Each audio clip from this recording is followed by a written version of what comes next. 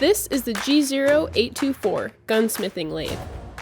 It's called a gunsmithing lathe because of its features typically not found on standard lathes, such as a spider mount system and a huge 2-inch spindle bore for gunsmithing barrels.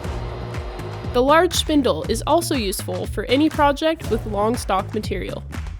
The G0824 includes a 2-axis digital readout to ensure precision and ease of use for facing, center drilling, threading, and more.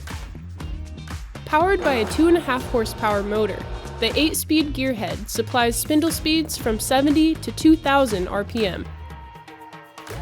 The 14-inch swing and 40 inches between centers will set you up to turn a variety of materials for any project. The foot brake also acts as a safety device to bring the machine to an abrupt stop.